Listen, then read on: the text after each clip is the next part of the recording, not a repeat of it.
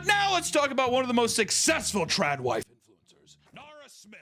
Nara Smith is an influencer with over 11 million TikTok followers. Okay? 11 mil. More than me. More than a lot of people. More than most, Nick. She's a 23-year-old woman who makes content primarily focused around cooking food from scratch for her family, typically with soothing ASMR-like voice. I started by combining some almond flour, maple syrup, coconut oil, and some tapioca flour. Seems just like a cooking person. Is this a trad wife? Really? Yeah. Her creations can range from simple things like pizza or tuna sandwiches to more bizarre ones like bubblegum and sunscreen. So this is the thing, people criticize her, where it's just like, I think it took her like 12 hours to make bubblegum or something. So? There's Hubba Bubba down at the store. Why make it if it's going to take 12 hours? It's more of who has the time, unless you, you know. Hey, trad wives. That's the appeal. And you know, I think a lot of these fucking lazy bums are like, even if I had 12 hours, I'm not making that with fucking bubble gum, dude. And I bet you anything the bubble gum tastes like shit. But you know what? They made it from scratch. So therefore, you're like, I'm powering through. Hubba Bubba can suck my dick. But I will still be buying juicy fruit. Oh, absolutely. Oh, absolutely. I like the gum. Oh. What's the zebra gum? You do not tell me you like fruit stripe gum, dude. Fruit stripe gum has flavor for like 2 seconds and then it's fucking gone. I like that one, and it hurts my jaw after a while. Off. Both Nara and her husband, 26-year-old Lucky Blue Smith, are models. They got married after only 6 months, and now Nara has had 3 children. Oddly named, which is kind of rude to say, oddly named. They're freaks, Rumble Honey, Slim Easy, and Whimsy Lou, giving birth for the first time at only 18 years old. And you know what? When I said Little House on the Prairie, I meant it. As long as we don't go back to where like 46-year-old guys are just like, you're my 12-year-old bride. Like that Wise Kids You Know deal. You are my child bride. You remember that one? No, I haven't seen that It's so good. It's like songs of old. You are my child bride. Shout out Trevor Moore. Big dogs up in heaven. Miss you, Trevor. Lucky also had a daughter from a previous relationship named Gravity Blue. Why does any of this feel relevant? Are we just making fun of our children? Yeah. I just want to say, Nick, who wrote that, hurtful.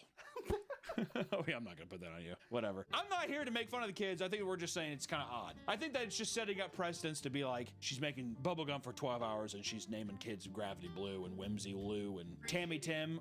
We're getting a full picture here, all right? You name whatever I was thinking about naming my son when we have one. His name Cotton. Oh, like King of the Hill. Cotton Hancock. That's what we were thinking. My wife wanted to name our daughter Billy, aka, do we live on a plantation? I'm not sure. We might. Who knows? Okay.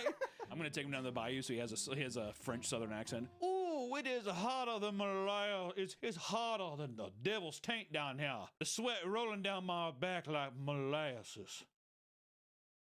You can just choose to leave that in or cut that out. I don't think that really adds anything to the video, but please, who's editing this? I give it to Jono. Yeah. Come on, buddy. Throw me a bone here, buddy.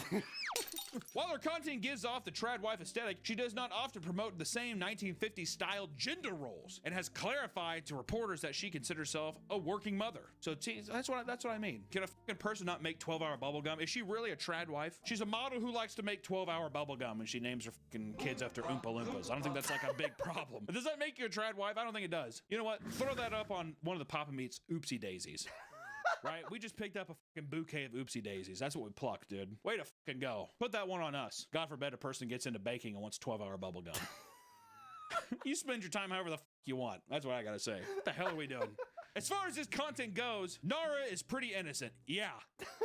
It's bubblegum. Let's talk about a trad wife creator that's had a more turbulent history. Hannah Nealman, who's a TikToker with over 9 million followers who makes videos showcasing her homemaking and cooking abilities alongside her 8 children. And she's squirting them out. I wonder after how many children do they just start falling out?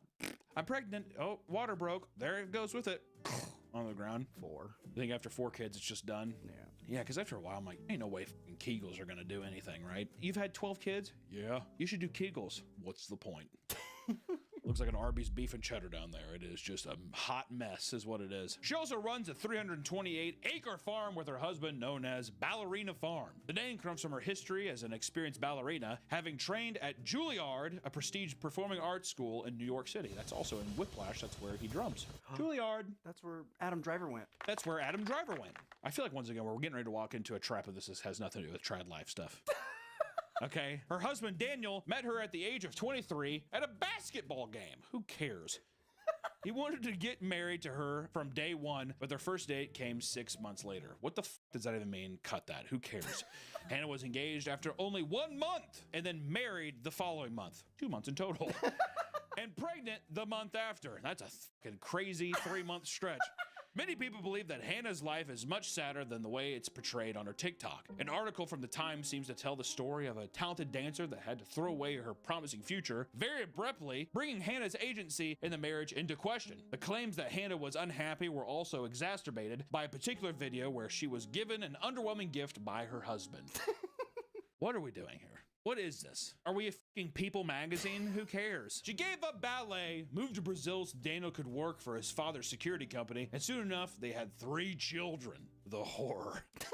Hannah admitted to reporters that out of the 8 times she gave birth, she only used an epidural 1 of them because Daniel happened to be absent that day for work-related reasons. that is kind of fucked up. The one day he's gone, she's just like, please numb me up. While they are a Mormon couple that takes part in the traditional gender roles, they don't seem to identify with the trad wife label. Of course they don't. What? Can we include this stuff? I mean, like, there's something that Ballerina Farm showcases that is much more realistic compared to others, however. And it's that their farm life actually requires a lot of labor. So they have to actually show a lot of the work. Once again, not sure how that really correlates with this deal. Is this just supposed to be like the trad life was forced on her? Is that the meme? Yeah, it's, the story is she's a ballerina and then she met someone who wanted her to take a more... Yeah, to be submissive. Submissive. Have the kids, no nannies, no epidurals. Lots of Mormon stuff. Now, Nick, did you do that too because did you want to save her? Yeah. Would you save a woman that had 8 kids? Yeah. Come on, kids. Come meet Teddy and Max. You'd raise them like that. Yeah, come meet my pups. Now, there are many downsides to embracing the trad wife lifestyle. That isn't just you have to make 12-hour bubble gum and wear 50s dresses and, I don't know, live on a farm. That's kind of the negative so far. I don't really know. Is you having fun with this video so far? I'm not sure. I don't even know myself. Of course, for the right type of person, living like this can certainly make some people feel fulfilled and happy. Others look at it as an extremely soulless and repressive way to live. Those are judgmental people. Who cares, is what I say. Who cares, dude? Another woman named Anitza Templeton details the horrors of leaving a decade-long marriage as a trad wife in an article from People magazine. We are People magazine. This is so fucked. I'm so sad. She voices her disgust for the genre of content. Quote, "It's just a little dangling carrot to keep you trying to be this perfect trophy wife. She's beautiful. She has the children. She does it unmedicated. It's this stupid goalpost that's always moving. You can never reach it because if you bake the bread, well, did you use fresh yeast? Oh well. Did you mill the flour? Oh well. Did you grow the wheat that you milled? The flour? Did you mill the wheat? Did you grow the wheat that you milled the flour? What the fuck are you talking about here? She's complaining about her job. Yeah, I know. Bread. She goes on to criticize people like Hannah Nealman, stating, "You're not showing the full picture. There's a lot of ugliness behind the scenes. Who gives a fuck?" Regardless, this resurgence in online content promoting traditional marriage has started to influence young women all around the internet. Many Redditors have made stress posts about how people in their lives are buying into the lifestyle. Oh my god, Redditors are upset? No way! Well, who's worse, Twitter or Reddit users? God. Isn't that a hard debate? They're both on the opposite spectrums. They're both, darn wrong. They're both just awful. I feel like Redditors complain way more. You think so? Within their own communities. That's the sad part. Well, yeah, that's the weird thing is you go into a Reddit deal and then they just bitch about the thing that they're supposed to be liking. I don't know. Versus Twitter, I guess it's just more like drive-by shootings. Oh, this happened? What a fucking idiot! That kind of thing. Things get even more bizarre when you see just how much men want a trad wife. Me, I do. I want that. Nick does. Everyone in the studio wants a trad wife. Right? Isn't it right, Nick? Jacob has a trad wife. Jacob does not have a trad wife. Of course, swarms of men are also being persuaded by this movement as well, despite the fact that there can also be downsides for men participating in this lifestyle. Name fucking one. Some men who are the sole breadwinners had their own fair share of stress trying to provide for their entire families on their own, especially in the modern times. And not only this, but often the stress can result in them working miserable jobs in order to keep things financially afloat. Welcome to the fucking world, dude. Thanks, Rockefellers. You rich goons. This life can come at a cost of men not having deep emotional connections with their children. Oh, Oh. As a modern single-income family structure may require harsh hours unless you're lucky to work a high-paying job. That's my dad. He was a manager at Taco Bell. Cool. That's awesome. Still, some are so desperate for it that they've even begun engaging in conversations with AI tradwife chatbots. I have. Apps like Character.ai show that men are creating their own versions of the perfect wife in order to indulge in this fantasy. Could you tell me you just love me? I feel like that's what it's like. Will you make dinner tonight? Sure. Oh, that's all I wanted. Oh, good God. Rye bread, 12-hour bubblegum. The character description for one of them reads, quote, her name is Amanda Melvin. Just got the brand new iPhone 17. Experience the latest technology, stunning display, and lightning fast performance. Order now on Liz. The character description for one of them reads, quote, her name is Amanda Melvin. She has traditional Christian American homemaking values where the man works and the wife stays at home and cooks, cleans, and tends to the children. She believes in the need to be an obedient wife and serve your husband's every need when he gets home from work. She believes women these days are too woke and need to revert back to traditional times where they had no rights. It's a powerful...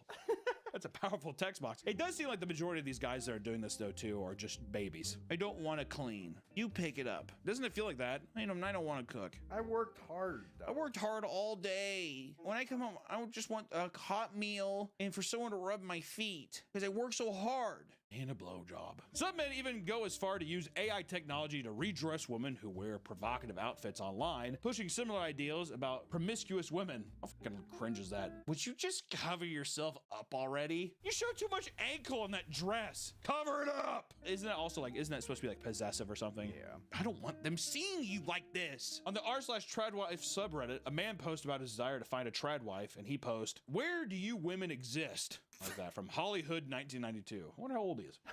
I'm a 32-year-old man with a stable income and have been looking for a wife for a while. It seems that society is permeated with promiscuity. I just would love to know how and where to meet traditional women who appreciate a strong leader, would love to have kids, but I don't want to give my seed to anyone, and I'm grateful I haven't yet. Thank God I didn't give my cum to someone. Give me that back. You give me my vial of cum back. Put it in my pocket. You vile witch, get away from me. Please, I know you guys exist, but you're mostly taken and already happy. I know the first answer will be church. I'm not against dating a religious woman, but I'm not religious, and I don't want to pretend to find women. That's lame. Please help. Lol. In which the immediate replies in the post were users chastising him for having a Reddit history filled with video game, crypto, and related content, specifically Thai and AI-generated images of women having sex while covered in mud. He's like, how you could see that? What, can a guy not get freaky with some mud? I like him in mud, I like him dirty. Now, like we always do on this channel, let's try and end things off with a more positive story. Let's talk about the man who killed his wife for not being trad enough. We gotta do it to him. 38-year-old Lee Gilly was a software developer from Houston, Texas. He was married to his wife, Krista Gilly, who was pregnant with their third child. Krista was a physical therapist and a professor that placed high value in her career. Lee, however, had been revealed to have gotten into a little bit of odd beliefs. Part one of the newfound beliefs was that women were meant to stay home and take care of children exclusively. He was found to be liking pro-tradwife posts on LinkedIn. On LinkedIn? Yeah, I know. There's pro-tradwife content on LinkedIn? What the f? This is an excerpt from that LinkedIn. Quote, I no longer trust women in the work environments. He already liked it. Men are easy for me to screen because I'm one of them. Women, not as easy. Especially given how in modern times, they put their happiness before anything else, and it's not really obvious at first. Like how that's a like post. He's like, too true, brother. Too true. Why the f are they so happy? But yet they're bitches sometimes. All right. Boop. Lee then allegedly killed his wife. That's a jump, Nick. From that one LinkedIn post, that's all we had? That's the only information we had? That's it? From the in-between? Lee then allegedly killed his wife before calling the police and claiming that Krista had just tried to take her own life by overdosing and that he was performing CPR. She was pronounced dead, but doctors quickly noticed injuries on her body that were not all consistent with Lee's story. In reality, there were sites of strangulation. Lee was charged with the murder of Krista and their unborn child with denied request for bond. This has got to be one of the worst videos we've ever done. There's so much... Whatever you see online, it's probably not real. With anything. Trad life, non-trad life, poly couples, all kinds of shit that we talk about. If you see it online, it's people probably bending the truth in a way to make their life seem way cooler than what it is. Everybody does it. I just farted a bit. Ooh. Yeah, that's what. You gotta cut that. Do not keep that. It is what it is. So I just gotta say this. If you want to fucking make 12-hour bubble gum and you're like, I just like doing what my husband says, that's fine. If you don't want to do that, then don't do that either. This whole trad wife thing, who gives a shit?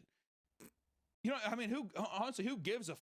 But you're Who oppressing, cares? you're oppressing women. I'm not oppressing women. I'm saying if you're a woman who doesn't want to do it, then don't do it. And here's another thing. If you're a guy who's just like, God, women are such bitches, I wish they'd just shut up. That's not a guy advocating for a trad wife. That's a guy wanting somebody to just like take care of him. He's a giant toddler. And he's just like, I wish someone would suck my dick and make me cookies. That's not a relationship, right? What? So I'm saying that out there's probably traditional lifestyles that work for people, and there's probably people that are on the opposite spectrum, like maybe city folk or something, who are just like, you can never get me to do that. Ah, fine. You know what I mean? Whatever. Just do what you want to do and just shut the hell up about it. We jumped way too far from the LinkedIn thing. You can't go from the LinkedIn post to the guy fucking killing his wife. We got to figure out our own thing. Here's a real news flash. We're restructuring this. That's the video. I support trad wives. Cool, that's the last thing that's I already stopped recording.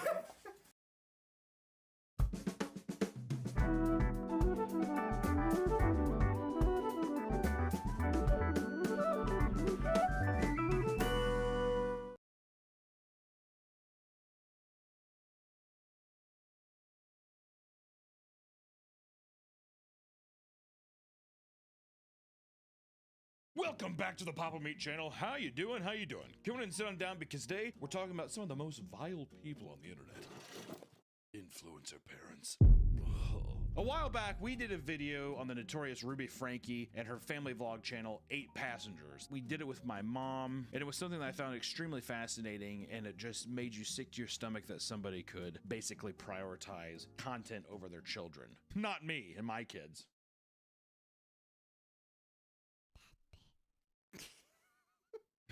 What if I told you at one time he was alive? Shit. If you don't know Ruby Franke, she made the national headlines for essentially torturing her kids behind the scenes, leave her trapped up in a house. It's fucking gruesome. There's been documentaries about it. Real fun stuff. I mean, what seemed like a happy, loving family on camera turned out to be a home filled with abuse and fear. I'm only gonna say it one more time, and then you're gonna lose the privilege to eat dinner. Bitch. And this story is not an isolated incident. This is something that's been reoccurring time and time again. It seems like a pattern where you cannot mix the selfish nature of content creation with raising a family, and especially whenever one relies on the other. Typically when content creation relies on idolizing your perfect life or perfect family. Doesn't mix, not healthy chemistry. So let's take a look at some of the worst family influencers out there.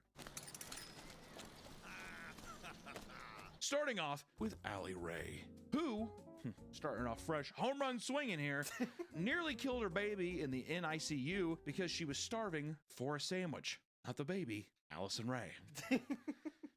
This controversial mother is a TikTok live streamer who is part of a niche online community called Beg Talk. Like and subscribe. Smash that bell. Give me money. Which Beg Talk is where they spend all day on TikTok begging for money. There's a lot of people that do it. Basically, people just being live, gassing people up to just throw money at them for virtually doing nothing besides sitting and having a camera that is live. And of course, getting pregnant gave her the perfect excuse to make content and beg for money on live streams. Later revealing it wasn't an accident, but a plan to trap her 19-year-old partner. Lucky dog. She's got like all the plays: begging, entrapment, She's like family talk. She's like King Griffey Jr. in 1997, dude. Unstoppable. There's gonna be a couple people who are like, oh. At first, she claimed it was his idea, but later admitted that it was her plan all along. But things only got worse as the pregnancy went on. At just 33 weeks pregnant, Allie went into labor and was rushed to the hospital. Not wanting to endure a long birth, she pushed to be induced early, telling doctors she couldn't afford to wait since she relied entirely on live stream donations. Doc, I gotta be back live tonight. Can we squirt this thing out quick, please and thank you? Just shoot me up with some of that juice. Shoot me up through my spine with some of that juice and fucking get a coat hanger and start pulling, dude. All right? And after a few days in the hospital, Allie delivered the baby, and it was immediately rushed to the NICU and put on multiple breathing machines and monitors because it was delivered so fucking early. Had to monitor it. Well, she was live on TikTok saying like, I thought 33 weeks was when babies are born, not 38. I don't know, maybe somebody who's educated on this can explain this to me, but like, what's the difference between delivering at 33 and 34 weeks? Because either way, the lungs are not fully developed until 37 weeks. Her doctor was like, let's try to make 34, like really trying to push it. Why don't we just keep threading that needle of like maybe 35, you know, that kind of thing. One would think that a new parent would be freaking out over their newborn's condition, but for Allie Ray, that was far from the truth. She was happy not to be pregnant and was live on TikTok. Thank God. She was reading comments and accepting roses and galaxies in the NICU. And people were already appalled by the behavior thus far, and she was already receiving a ton of hate for it. Nothing could have prepared viewers for what happens next. Sorry. While live streaming herself holding her daughter, Allie did the unthinkable. Since her baby daddy wasn't there to help out in the hospital room, she unplugged her baby from the breathing machine and monitors to get the attention of a nurse so they could bring her a turkey sandwich. No, you're fine. It's not an emergency. Oh. I just was gonna see if you could bring me a turkey sandwich. And it's so sad that this is all on video. Not even on video, it was happening in real time for viewers. Can you imagine just sitting there being like, Yeah, can you imagine the baby? yeah, the baby sitting there just like,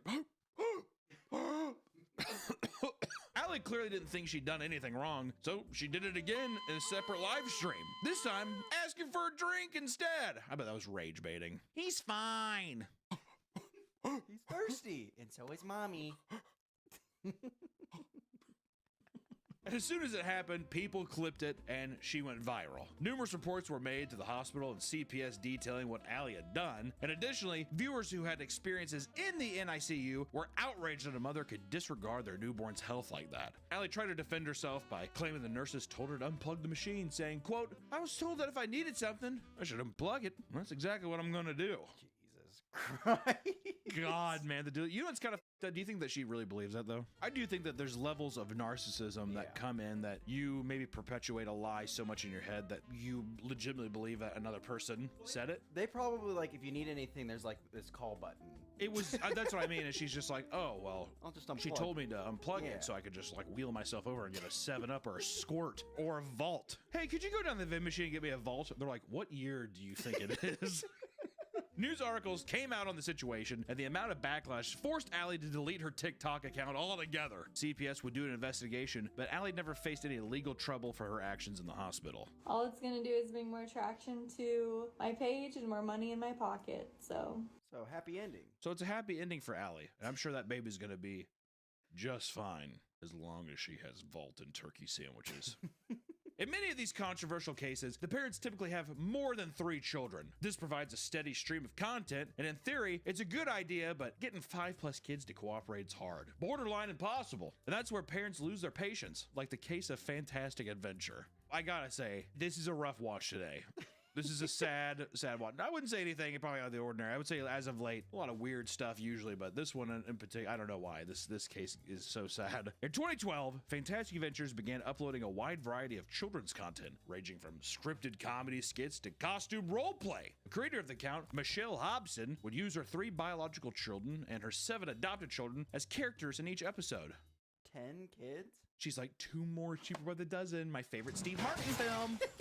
The channel quickly developed a loyal fan base that tuned into each upload, and at its peak, the account had over 800,000 followers and 250 million views. Hell, I'm gonna start signing up I'm gonna start adopting myself if that's the case.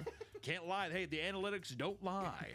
The channel went steady for 5 years until 2017, when controversy struck. Hobson's only biological daughter sent in an anonymous tip to the police for a welfare check on the home.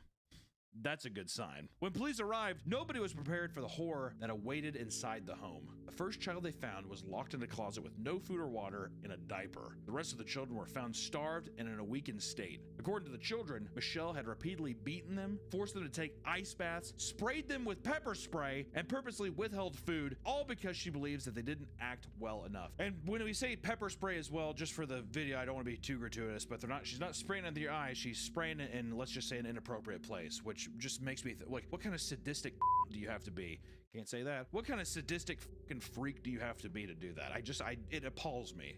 Power trip, I think. Do you think it's just a power trip, or do you think that the person's just like, wait, I have to upload. I have to, like, going and saying, I gotta get, hey, views are down. Steven, could you come over here? Well, it's one of those things because she's saying based on poor performance. It's like she's like a theater like person. Well, that's what I mean. Based on poor performance, do you think she means like view-wise, or do you think that she's just like, you guys aren't trying hard enough? I think it's you guys aren't trying hard enough. Yeah. See, that's what happened in the Ruby Frankie thing too, when she's like, you need to smile and say this, and they're like, can I fucking do anything else right? You know what I mean? Yeah. Brutal, bro. The children were also found to be developmentally behind because they hadn't attended school in years and instead were kept at home to film and act in YouTube videos constantly. Whoa! And as soon as these conditions were discovered, the children were removed, and Michelle and her 2 older biological sons were arrested. 2 sons were charged with failing to report the abuse since they allegedly knew what was happening in the house, but the charges were later dropped because there wasn't enough evidence to support them being a part of it. It's kind of like Ruby Frankie's husband. Well, I've always been confused about Ruby Frankie's husband because I'm like, what the fuck were you doing? What I don't understand is he's like, well, she kicked me out. I'm like, you didn't want to check on your kids once? He's like, well, I had my faith. Like, seemed fine on the cameras. It's fine. How can you watch this go by? It's just weird. Michelle was charged with 5 counts of unlawful imprisonment, 2 counts of molestation, and 7 counts of child abuse, but she never served jail time. Because after being deemed mentally incompetent, she died in a hospital in 2019, effectively bringing the Fantastic Adventure saga to an end. You're mentally unfit, she just fucking like boils in a room. The only thing keeping her alive was pointing a DSLR camera at her. She's like a fucking Japanese like yokai spirit. She's like the ghost in the ring. The nurse is just like cracking the door and looking in. Film me! Film me! Like the Wicked Witch of the West or some shit. Yeah. Most parents will go great lengths to ensure that their kids are healthy and happy. However, one Australian mom got exposed for doing the complete opposite. Let's talk about the Harris family. Alana Harris and her husband, Brock, ran a popular family TikTok account with their 1 million followers under the name The Harris Family. Scrolling through the videos, you would think that they were just another happy family sharing their vacations, pregnancies, and family events with the world. The family had 3 kids, 2 boys and a daughter, Daisy, who was diagnosed with tuberous sclerosis complex, which is a rare genetic disorder that causes non-cancerous brain tumors to form. This diagnosis was devastating for the family, and Alana regularly posted her daughter in the hospital, providing the audience with regular updates and expressing gratitude for your support. Oh my God, thank you for watching and donating. I appreciate it. And eventually, a GoFundMe was set up and raised thousands of dollars to cover the cost of Daisy's medical procedures. Yet, after countless operations, doctors noticed that Daisy wasn't getting any better and that her condition was staying the same or even worsening. So a toxicology report was conducted, and it showed that her blood content had high levels of benzodiazepines, other commonly known as Xanax or Valium.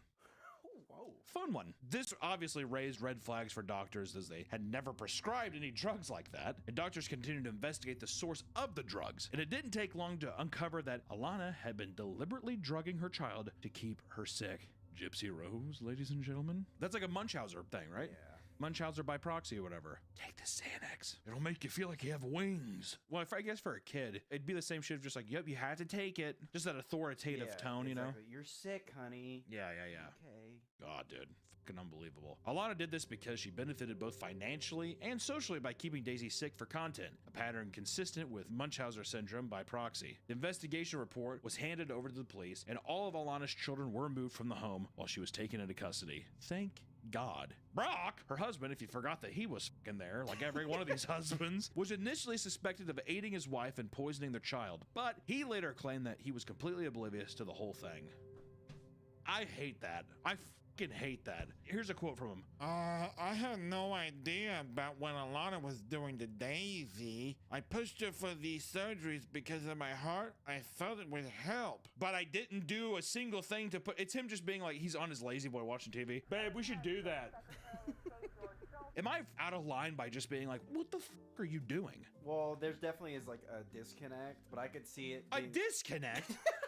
Hey, I couldn't help but notice that fucking lumpy Lou over here keeps growing things in her head. Like, what the and you just keep giving her pills. Or you never once saw her give her a pill? Word? Not once? Wait, so are you taking care of it? Yeah. Okay. Like, is that as involved as you are? Like, it just seems insane. Every other friend I have that has a child, like, they know every single thing going on with that child. Like, medication they're taking, anything. Surgery's coming up, whatever. To just be like, well, I just thought she had it totally covered. That's what I think it was. It's more like, it's not odd to be like, here, take this vitamin or whatever. No. Her giving the medication to her daughter. I mean, like, you're gonna trust the fucking person that's raising you, right? Yeah. But I just mean, I am so livid by these usually, I mean, in almost all these cases, Ruby Frankie and in this one here, it's like, are you doing nothing? What are you doing? Yeah. Well, I have to work. I worked 8 hours today. Well, I didn't. I mean, I just usually come home and I see her lumps and I say, well, okay, well, we gotta figure something out.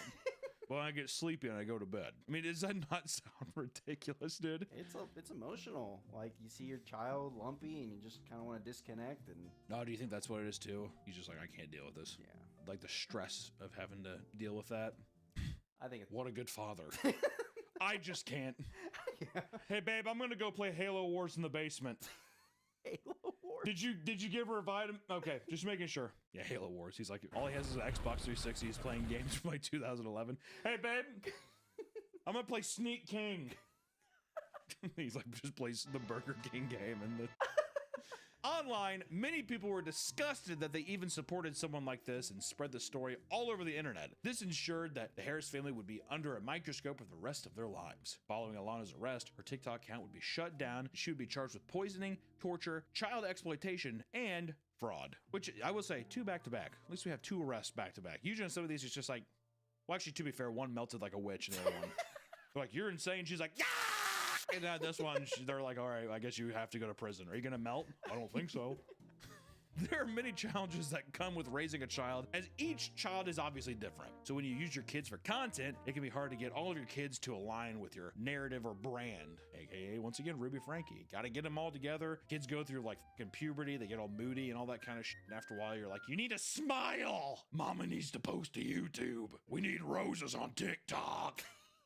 Which, let me tell you something. This is another gut. I mean, all of these are going to be gut punches, but I remember when we were reading this one, it made me actually sick to my stomach. Because for one family, their adopted child was more work than they bargained for. The Ohio-based channel was called The Stauffer Life. Micah and James Stauffer built a family lifestyle brand, gaining over 700,000 followers on their main channel and 300,000 on their garage spin-off channel. And in each video, the parents showed off their hectic life with their 4 kids as they took them to their appointments, celebrated birthdays, and other life milestones, right? 2016 and 2017 marked an exciting time for the family as they were in the process of adopting a 2-year-old from China, who they named Huxley, making sure to record every update along the way. The child they were adopting had severe autism and they were aware of it. And many viewers cautioned the parents about the work it might take to ensure Huxley was properly taken care of. If you already have that many kids and then all of a sudden you're throwing in someone who's going to need that much time and attention, I think people really underestimate what a task that is. Yeah. For severe autism, where it's at that point, it's like they can't take care of themselves, you know? But despite this, all Micah had to say was, quote, "But if anything, my child is not refundable." Yet, that's exactly what she did. In 2020, fans began to notice that Huxley stopped appearing in vlogs shortly after a video would be posted answering their questions. After only 3 years of living with the Stauffers, Huxley was sent to a different family within the United States. The reason why Huxley wasn't in the videos is because, like the comment said, they were unprepared for how much work it would take to give Huxley the proper care. And in a now deleted apology video, both Micah and James tried to claim that while they were aware of Huxley's special needs, there were still a lot of unknowns surrounding the conditions. Do I feel like a failure as a mom? Like 500%. And fans were outraged at Micah for exploiting her special needs child for views and began turning against her. And fans also created a change.org petition to remove the Stauffers' life's monetization, to which they succeeded. They cut their fucking money. The one-time change.org. Yeah, the one-time change.org does some shit. Though the Stauffers were never legally charged with anything, their lives and online reputation have been completely gutted because of their greed. Which I want to say too, first off, knowing that a child that's going to need that kind of attention's coming and you're like, yep, I'm totally fine with that. And then to later spend years with a child developing a relationship and then just be like, I can't. I think in many cases, especially if it's still a child and there's another family who's like, we will give them a better life, I don't think there's anything wrong with being like, this is just too much. I think it's just the angle of you 100% could tell that the Stoffers were like, this is going to be a gold mine. Yeah, here's my little autistic baby. We could, Yeah. you know. So then they're pawning it off like literally like an animal. Yeah. Like, oh, this is a dog we don't want anymore. There's no morality that way too. And then two, to not be, that's one thing. I don't think people have to be extremely transparent online. I think you have obviously like a personal life, but you don't even update it to where it's like, hey, here's this child that we have now. And then all of a sudden he's just not there anymore as if no one's going to notice. It's insane. It's just, it's fucking gross. It's gross because I look at it the same way like rich people would buy like, I don't know, an expensive car. Or something. Well, I like the model, but I just want something new. It's like that. It's that hand. Like it's, I don't know. All narcissists, right? I think all content creators are. They have to be to an extent. But I think I probably am too, dude. Not us. Probably us. Probably. Sorry, dude. I fucking suck too. I don't know what I'm supposed to tell you. I haven't adopted a Chinese severely autistic baby though and pawned it off on somebody else, so I don't know what I'm supposed to tell you. The only Chinese baby I have is Modine. Danny, want to give Danny a kiss? I gave him a lot of vault earlier, so he's... There it is. Oh my God, Whitney. Jesus Christ. Get it out of here. What the hell is wrong with you? Religion plays a big part in a lot of families' lives, with faith being the glue that holds them together. One example of this on social media was our unique family. Very culty vibes. Our unique family, yeah. Our unique family. We are chosen by God. Which it was run by a rabbi and his 9 adopted sons. It's just, I was just like, this is me and my boys. Run by a rabbi and his 9 adopted sons, the TikTok account proudly showcased their Jewish faith, sharing family-friendly content that entertained over 300,000 followers. Chaim Cohen was seen as a righteous man for adopting these 9 boys and giving them a better life outside of foster care. They lived in a huge house, were homeschooled, and seemed to have everything they could have ever needed. But this image would come crumbling down when his 18-year-old son called into an Atlanta podcast and revealed what was truly going on inside the house. According to the Sun, Chaim had been abusing and neglecting all of his sons for years. He repeatedly withheld food and locked them in their room until 4 p.m., only to abuse them when they were freed. And after the call to the podcast ended, police went to Chaim's house, removed all the children, and took him into custody. When questioned by police, it was discovered that he had been lying about his identity and faith the whole time. That's so crazy, man. That's so fucking crazy. Chaim changed his name in 2009, around the time he claimed to convert to Judaism. He wasn't even a real rabbi, and his claims that his kids come from Jewish families was false too. As soon as they moved in, he changed their names to sound more Jewish, just like he had done with his own name. He also made them grow side locks to fit into the online narrative and just kind of the general look of the people that would be watching Jewish family vlogs, you know. And on top of that, right around the time this all came out, he had started to appear on camera in a wheelchair and an air mask. Yet when he was taken into the hospital, doctors found that there was literally nothing wrong with the fucking guy. In the end, Chaim was sentenced to 135 years in prison for multiple counts of child abuse and one for injuring a child, with the judge's final words to him saying, quote, "You're gonna die in prison," which is so fucking sick, dude. That's the only time I ever envy being a judge, is when you get to really just fucking put that nail in that coffin. Hey, guess what, Chaim, or what are the ghoul, or whatever the fuck you want to be called? Bye! Boom! That's what I do too. And I'd be like, you know what? On the way out, break his ankles. That's the kind of judge I'd be. Break his toes. Recess and we'll break his toes. Hit him. If anybody opposes, I'm shooting you in the chest. Judge Angog.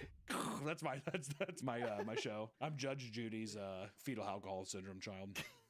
All of Chaim's social media accounts are still up but haven't been touched since the arrest in 2023, except for his website, which turned into a Singaporean online casino. Was he hacked, or is Chaim still working in the shadows behind the scenes? Who knows? And lastly, we can't end the video without talking about one of the first family channels to ever face controversy, and it's coming back to light, and it's one of the main reasons we even wanted to talk about this, is Daddy of Five's back. This channel, if you don't know Daddy of Five, the channel consisted of father, Mike Martin, mother, Heather Martin, and her 5 kids from other marriages. Not even his kids.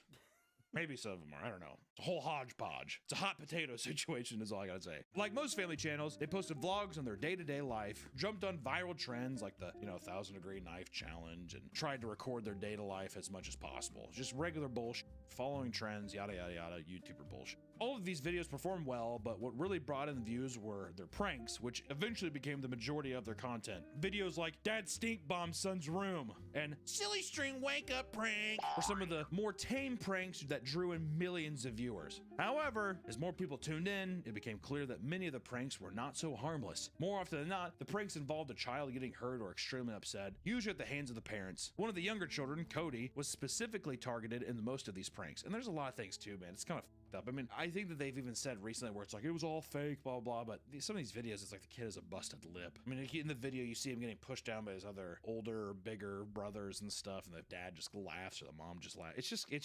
It's fucked. Like, there's no other way to say it. It's all fucked up. And in 2017, the channel uploaded a video titled Invisible Ink Prank, which would get them in serious trouble. In the video, mother poured invisible ink on the carpet in Cody's room, leaving stains, and blamed it on him. Both Heather and Mike screamed at Cody to the point where he became visibly distressed and started to cry. This went on for 5 minutes, and once they revealed that it was just a prank, nobody except the parents were laughing. Many people were upset by the prank, believing it had gone too far, and clips from the video went viral and made national news, prompting an investigation into the family. And a few months later, Heather and Mike took on an Alford plea, meaning they didn't admit to guilt, but agreed that there was enough evidence to convict them. With this plea came 5 years of supervised probation, and both Cody and his sister Emma were given to their biological mother. After the controversy was over, the family had attempted numerous comebacks to no avail. Mike Martin started a music career in 2019, releasing 2 rap albums, 2 heavy metal albums, and he also posts vlogs, slam poetry, and boomer-style reaction videos on TikTok. Hating so much that I'm levitating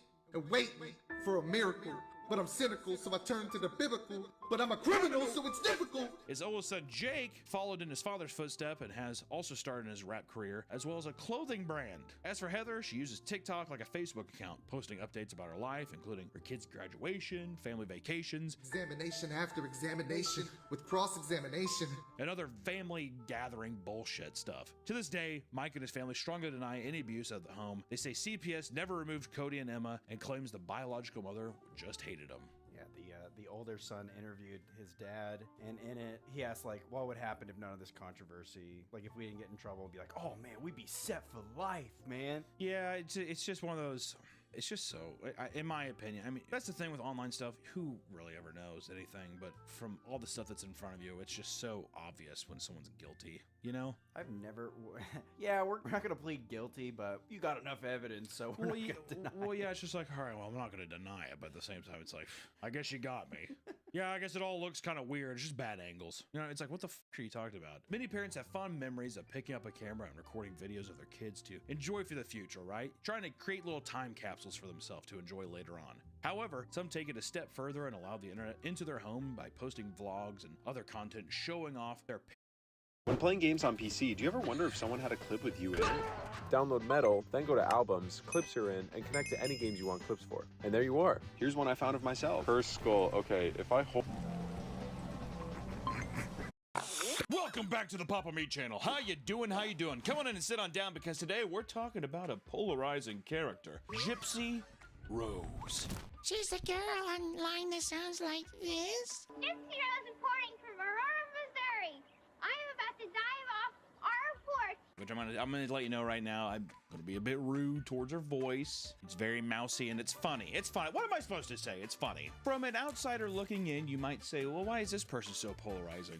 Well, you might not know it by looking at her, but she was arrested for second-degree murder in the murder of her mother, who was a bit of a character as well. Yes, this is a convicted murderer, technically. I didn't want to have to actually kill her, but I did. It's a weird gray area because I didn't mention yet that her mother subjected her to lifelong physical, mental, and even medical abuse. Just proves that happy endings are not just in fairy tales, they're real. So a lot of people see this as self-defense in a way. A person trapped in a horrible, horrible prison in her own home, lying to the public, and the only way out was murder.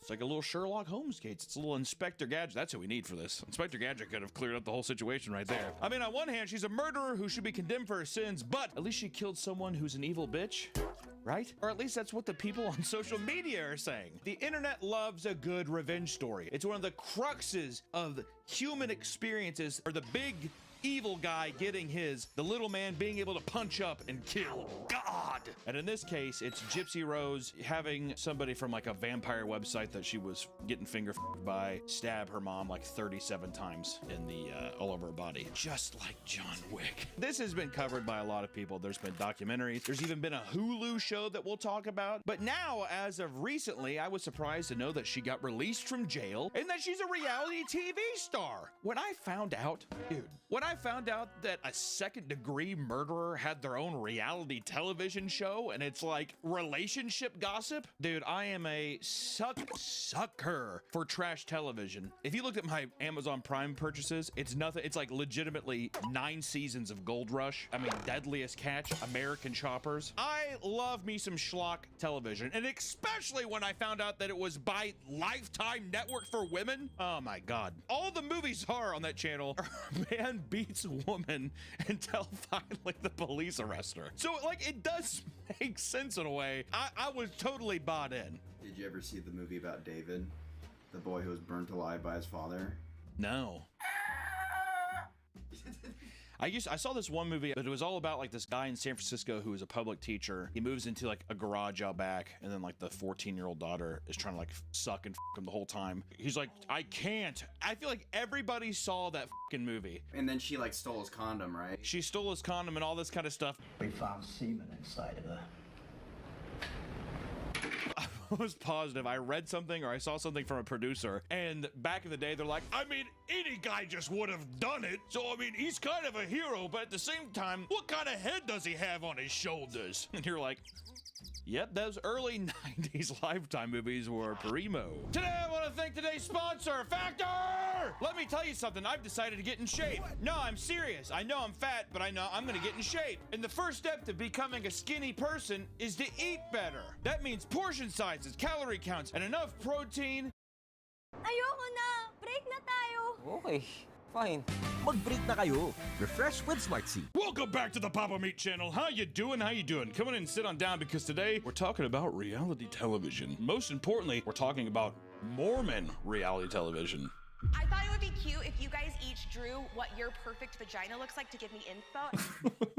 Oh, reality TV, especially Hulu. Hulu, for some reason, is just dropping back-to-back bangers. At the Gypsy Rose show, right? That's the only one I can really think of. There's gotta be more. Was the medieval one, was that Hulu? No, the Ren Fair was HBO. All we know is Hulu just dropped another absolute banger. Ever since the Gypsy Rose video, I have been consuming, ladies and gentlemen, not just food, not just alcohol and soda pops and candies and sweet treats, reality television. I think I've said before that I'm a big fan of Gold Rush, American Choppers, and Deadliest Catch, but also something came across my lap a little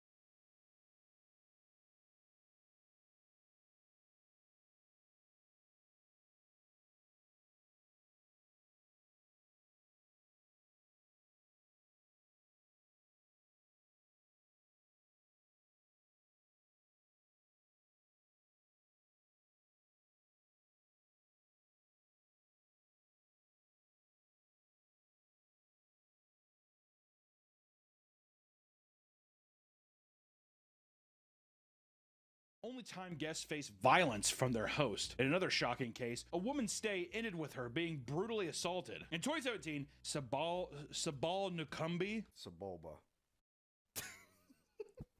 In 2017, a woman and a few friends traveled from South Africa to Amsterdam to attend a friend's art expedition and review their work. How kind. At the end of their trip, the group was slow to pack up and leave the Airbnb. The host had messaged them multiple times to leave, but they were still packing. God damn, he's like really rushing them out. Get out of my house. Is that an Amsterdam accent? Get out of my house. I want you gone. Where's Amsterdam at? It's like Dutch? Yeah, it's like Dutch. Get out of my house. Get out of my house. I'm a super host. Get out of my house. Right as the woman and her friends were leaving, the host's husband showed up and got physical. He began grabbing them and shoving them out the door, telling them it's time to leave. It's time to leave. It's Indian. That's Indian. Okay. While they were being forcibly removed, the husband began making racist remarks, referring to the guest as "you people" and telling them that this was not Africa. God damn. How many? Well, I guess there's some. I wonder how many hours was it? I'm thinking it's like 10 minutes. Yeah, in my mind, it was like an hour where they're like, "Well, sorry, we're running late." In any regard, to show up and just be like, "Get the hell out of my house!" I can't do a Dutch thing. He's going to Indian. The guys tried to tell them that they were leaving, but that wasn't enough. Things escalated when the husband grabbed her and threw her headfirst down the stairs. Once she was at the bottom, he threw her belongings down after her. God damn! Good fucking Lord! And there's the footage. Wait, there's footage of her actually being thrown? Out. Oh my God. Out. That's it. Out now. Oh my God. No. When playing games on PC, do you ever wonder if someone had a clip with you in it? Download Metal, then go to Albums, Clips You're In, and connect to any games you want clips for. And there you are. Here's one I found of myself. I'm gonna clutch up.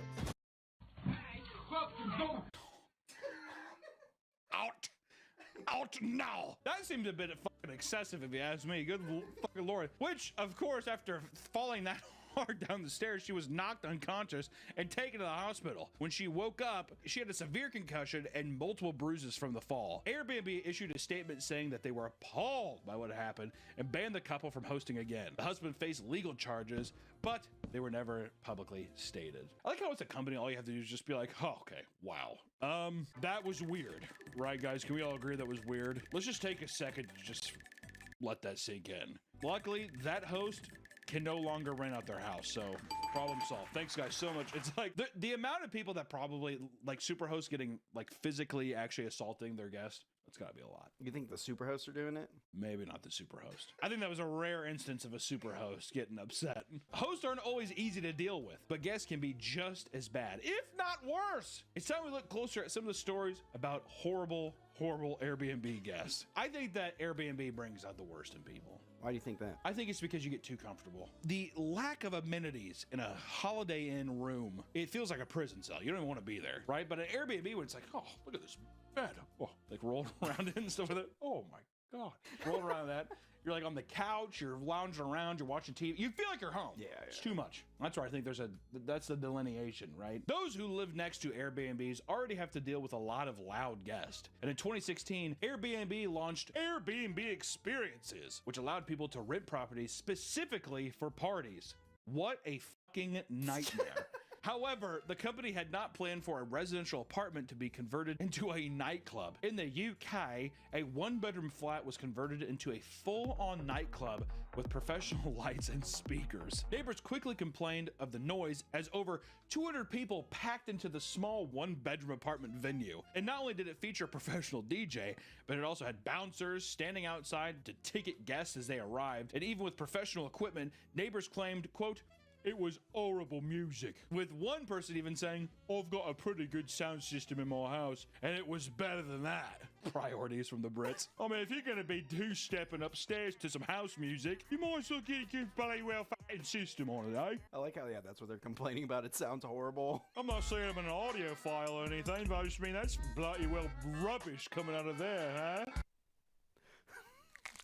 Police were called, but didn't shut it down until 6 a.m. because they feared people would get hurt exiting the packed apartment. That's a great way. Sardine yourselves in there. They can't. He's like, oh, we might as well just wait till the morning. When the sun's up, they'll be able to get down a lot easier. Yeah. And this is just one example of the many parties that got out of hand, eventually leading Airbnb to outright ban parties in 2022 and shut down the experience program in 2024, which no shit. Also, how selfish could you be? Yeah, hey, Todd. Hey, so we're running the Airbnb experience program, so there's going to be a lot of people partying over here. I don't like that at all. As the neighbor, I don't like that. I actually live in this house. It's not just a rental property. Okay, Todd, that's great, but I'm still gonna run the experience program. Okay, buddy, thank you so much. While some Airbnb rentals get turned into wild party venues, others are misused in far more unsettling ways. For example, people checked into a UK apartment and wanted to pay for their stay in cash, which is against Airbnb's policy. Despite this, the owners still let them in and they got to enjoy their stay. When it came time for them to leave, they asked for a little extra time because they had a heavy night. The owner allowed it, but was caught off guard by the name of the person messaging them. Google showed that they were two high-profile prostitutes who charged $1,776 USD a night. That's pretty cute, right? I just got it. So no, you want to come over here? You want to come over here and hit me, Minge? It's a little tea party. Enraged, he showed up to the apartment and found that it smelled of expensive perfume. Deeper in, he found 8 open wine bottles and condom wrappers everywhere. Each garbage can was filled to the brim with used condoms and paper towels, and the owner had to pick them all up by hand. That's his choice. He could have. I would buy some tongs, bro. Okay. Oh. All right. My hands are. Realizing that his home had been turned into a brothel, he called the police to investigate, but no arrests were ever made. Police only made a public notice warning other Airbnb hosts in the area to be aware of the guest and report them if they were ever found. Which also, what the fuck do you expect, man? Yeah, no credit cards. Well, I'm sure that's fine. I'll take the cash. I wonder what the British call that. Like a brothel? They call that old slip and slide, huh? I like the tea party. It's a tea party. Come on in here and eat this minge. Because you get to soak your tea bag. Open up her legs like that and take your balls and just dip them into the hole. He's like, what do you think you did? Like starts pissing and shitting everywhere. Break time na! Sarap ng merienda with Mang Inasal Extra Creamy Halo-Halo.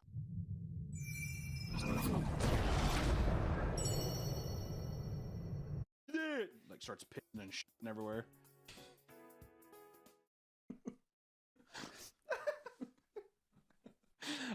The UK is a beautiful place, is it not? All bad hosts eventually get what they deserve, but not all hosts are bad. Many rely on their rentals for their income and need the income to survive. Across the pond in the UK, a Harry Potter themed getaway had been ransacked after 2 guests checked out. When the host's brother opened the door to begin the repairs, he was shocked to see the condition of the flat. All of the coffee mugs and glass cups had been smashed in the kitchen. Furniture had been damaged and all curtains had been torn from the walls. Throughout the apartment, there were coffee stains on the walls, trash cans, and even on the mattresses. Do you know that's coffee? That looks a little like poopy.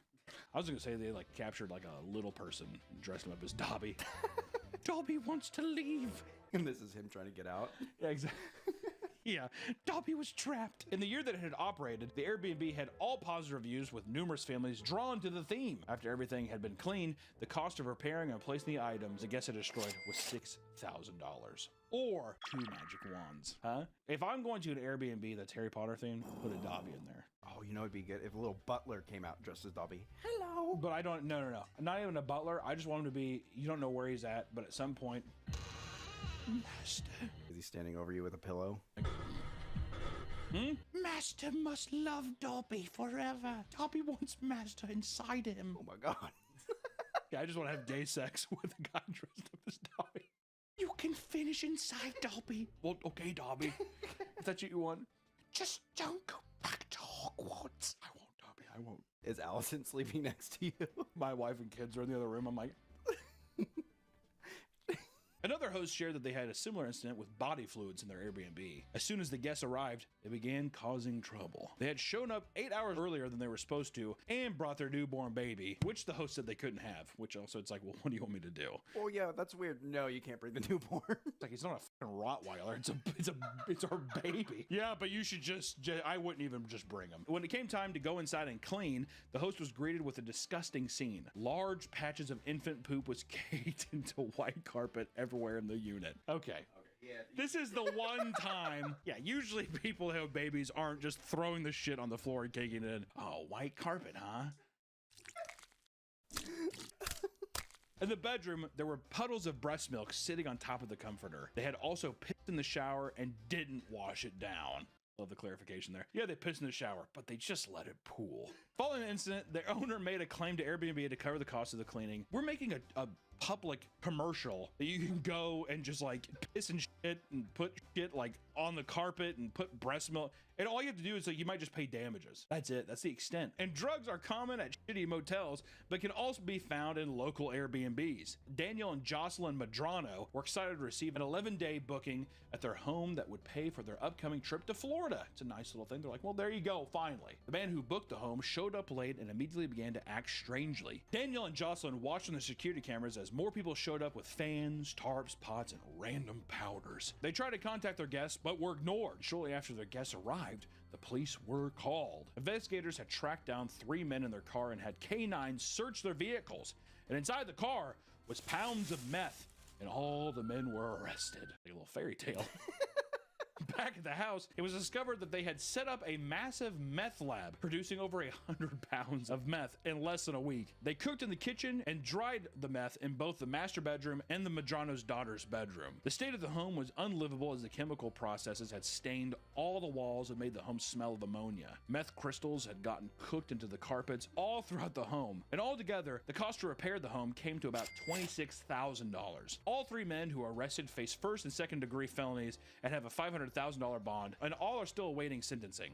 Just whatever you do, you can piss, you can do whatever, just no drugs. That's where it draws the line. What's a hazard? It's a hazard. And that's the only thing that can get you jail time, apparently. Yeah, you can shit, put breast milk, whatever, but God forbid you cook a little meth, and that's where we go wrong. Millions of items go missing or are forgotten at Airbnbs every year. From phones to toothbrushes to random socks, these items are pretty tame in comparison to what a group of renters discovered at their French Airbnb. A group of 20-year-olds rented a 7-bedroom house roughly 10 miles south of Paris. As they explored the massive home, they went outside and walked around the garden and made a grisly discovery. Slumped over in a small dugout hole was a rotted corpse of a 30 to 50-year-old woman. God damn, she must have been decaying to not know how old she was. She was in the very back of the garden, concealed by branches and stumps. She was fully clothed, but didn't have any shoes, and she wore a large diamond ring on one of her fingers. The cause of her death was impossible to determine because she had sat there for so long that she nearly decomposed. Based on all the available evidence, police believed that foul play was involved, and after the body was removed, investigators questioned the group of renters and they canceled the reservation shortly thereafter. God, dude. Can you imagine? Also, too, the property must have been so massive that all the people that had been staying there for so long never actually ventured through the garden. So who knows? Think about like the landscapers. Word. Maybe it was just like the fall season, because I know in some places where it's like, oh, in the fall.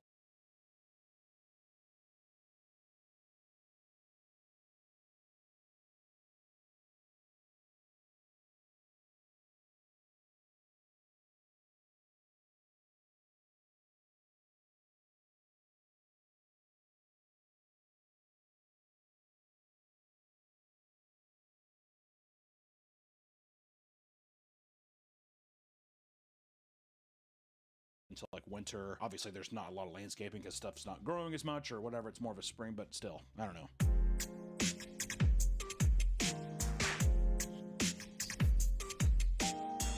Much or whatever, it's more of a spring, but still, I don't know. People book Airbnbs for a wide variety of reasons, including birthdays, vacations, and business trips, but most guests check out after they finish their celebrations. However, 2 guests check in, but never check out. On the island of Cephalonia, 2 guests performed a satanic ritual that involved taking their own lives. Lilia and her 30-year-old German boyfriend arrived at an Airbnb in a vehicle with fake plates and locked themselves inside. They arrived 24 hours before the first full moon of the year, which was necessary for them to perform their satanic ritual. When the full moon rose, Lilia lay in a bathtub and cut herself, resulting in fatal wounds. As she bled out, her boyfriend sat next to her and watched her until she died. When she was gone, he took a knife and stabbed himself in the heart, ending the ritual, and the two bodies were discovered the next day by the owner and reported it to the police. Outside of the bathroom, they had drawn all sorts of symbols and placed dark objects around a pentagram. In showing investigators, it was all for a satanic ritual. Lilia was an international student from Bulgaria studying in Germany. She had been missing since June and was being sought by Interpol. So who knows? Do you think they got to meet the devil? I think so. How do we know that that night when that happened, that a demon didn't just be like, "You did this correctly. I'm with you now to hell." That's why he stabbed himself. This is awesome. If you're a Satanist, is hell cool? Is hell rule? I thought like Satanistic shit was just being like, you basically worship yourself. Well, okay. Well, let me just say, for the people who are like, let's kill ourselves and we'll enact this ritual. What's the end goal? Go to hell. So you want to go to hell? Yeah, be Satan's. Or you offer yourself and you're like, I get to become a demon if I do. But even see, why would you want to think about it? Even demons want to get to hell. They want to get out of hell. And everything they've ever read, they're like, yeah, they get out of hell and they just like fuck with people and they're like, fuck, I have to go back, and then go back. Well, I'm just saying, maybe instead of killing yourself, maybe just go to Cabo. I can tell you right now, you get on some jet skis in Cabo, you're gonna be forgetting about the devil, dude. I'm just saying that right now. Now listen, guys, the next time you're thinking of going on vacation, make sure to weigh your options and choose where you stay carefully. Behind the beautiful photos might be a host with too many rules or even killer rules. Welcome back to the Papa Meat channel. How you doing? Come on and sit down, because today we're talking about prison. Social media has made it very accessible to kind of get the ins and outs of what happens in a prison. Maybe you see a prisoner, maybe he makes a love doll out of pillows and he squeezes its ass and its titties, and you're like, that's romantic. Or maybe you watch people smoking weed or maybe stabbing someone to death. Prison has never been more accessible to the common man. With prisoners getting cell phones and all kinds of different weird things happening, it just made me want to make a video talking about all the weird things that happen in everyday prison life. And it seems that every person who has been to prison has an interesting story or some kind of perspective that we from the outsiders, us safe, law-abiding citizens, find scary or fascinating. Have you seen that guy that talks about, like, it's like a prisoner who has a social media channel? It's just about how he got addicted to like having sex with men, like getting obsessed with like men's asses. I'm talking about this motherfucker's ass was so fat. It was like your baby mama. That motherfucker's ass was fat. Ungodly fat, right? So let's take a look at some of these absolutely wild stories and see what life's like inside the clink. Is that the right word? Verbiage? Brink? The clink. I've never heard of clink. I'm almost positive clink is a clink. I'm slang a generic term for prison or jail. Okay, the clink. Just making sure. When people think of prison, what do they think? And don't say butts.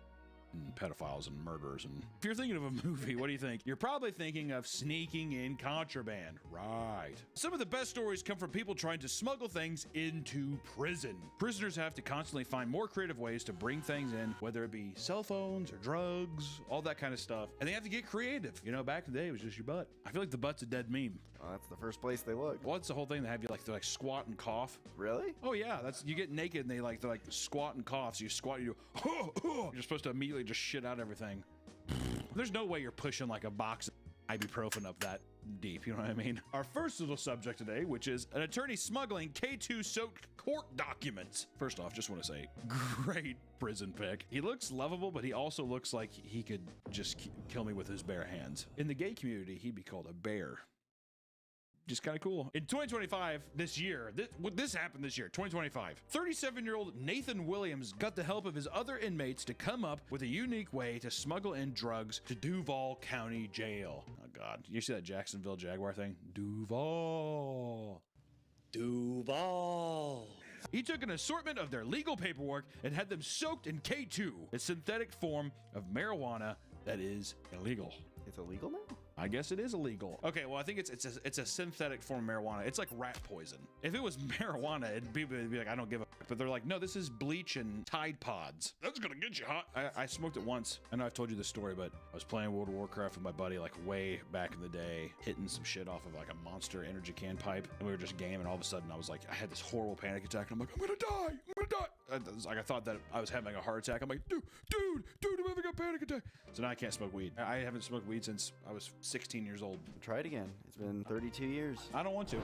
I'm sticking to healthy stuff like Jack Daniels and whiskey and rum, dude. That's why I have this. That's why I have this body. He was successfully transporting the drugs for financial gain for a while, but an increase in drug overdoses led to an investigation that resulted in him being caught and arrested. He now faces 8 third-degree felonies. So, you know, starting it off light, you know, they have this year, a little K2, soaked in rat poison, shove it up your bum, and then now people are ODing on doo-doo pills. I don't know how I'd feel about if I'm trying to get high. It's like, this is up my ass. I guess if you're in the clink, it doesn't matter. You throw a condom around it. I like to think that it was just like bare fist, just like covered in the K2 oil, and he just like, he wants to get high too, and he's like, oh. Well, I guess if it wasn't covered, it would just dissolve in his body, and he would probably just OD himself. Or he did the saw method and dipped it in wax and swallowed it. Yeah.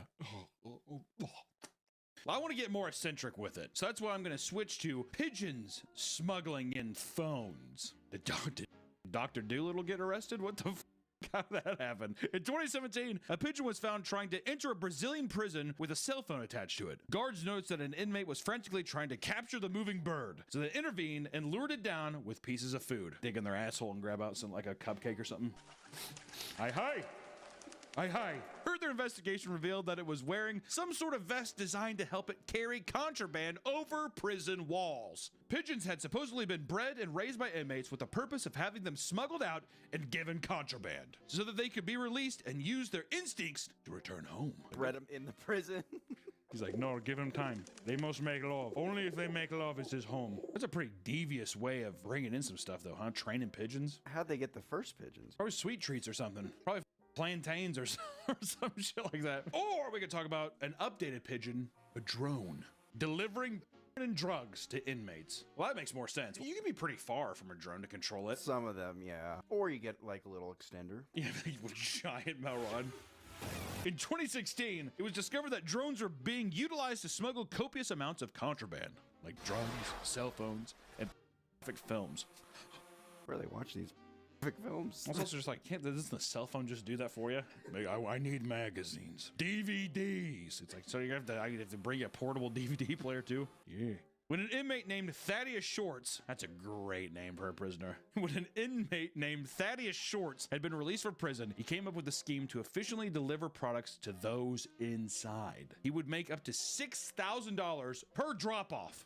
Not bad. Yeah, that's pretty good. You're not doing daily deliveries, though. There's no way that the guards are like, what is that thing? Drones are so loud. Can you imagine? He's like, it's multi-drops a day. I'm making $700,000 a month. The operation was shut down after Shorts was caught near the facility with a brand new truck he had purchased from his earnings. The vehicle was filled with drugs, DVDs, and other packages alongside a drone. I like the idea that he immediately got out and he's just like, I'm going to buy a $150,000 Ford Raptor. Dropping off Twinkies and to inmates inside, dude. Apparently, he was so proud of the scheme he orchestrated that he told the investigators everything they wanted to know. He told them he was using the money to create a new, customized drone that could carry larger quantities of supplies. He definitely saw Catch Me If You Can. They're going to be so impressed with this evil scheme that I'm doing that the government's going to hire me. Shorts was convicted yet again, prompting prison management to become more aware of how new tech could be utilized to smuggle stuff into prisoners. Look at that drone. The picture of this drone is obnoxious. I think DJI drones have 4 propellers.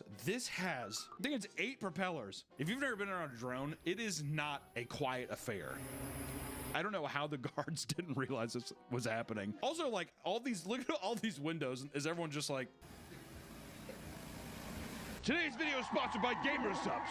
Our dearest friends at GamerSupps make amazing energy drinks and non-caffeinated drinks for you to enjoy throughout your day. They're gluten-free, keto-friendly, and goddammit, they're good. And we have an amazing flavor, raw meat, right now that you can try and enjoy. It's basically summer in a cup. It's unbelievable. They also just released their V-Card game. So if you like card games, I would check that out as well. And use promo code PAPAMeat and you get 10% off whatever you order from GamerSupps. It's amazing drinks, amazing quality. These guys fucking rule. They're one of the most supportive brands that we ever have on this channel, so please go check them out. Check out the drinks, the shakers, and also check out their new card game because it's a lot of fun. Thank you, GamerSupps, for sponsoring the video, and back to the video. Gotta go back to the attorneys though, dude. Those are the real evil motherfuckers out there in the world. An attorney smuggles fentanyl-laced weed to a dominatrix in prison. It's like if you're an attorney, they're just like, no matter what, there has to be some kind of marijuana in my ass. You have to pay me, and you also have to give me a chapstick tube. In 2023, a Russian dominatrix named Victoria Nostrova began convincing her attorney Christopher Hoyt to smuggle in bags of fentanyl-laced marijuana into the prison for her. She was definitely like silver tonguing that motherfucker. Do you want me to whip you? He's like, yes.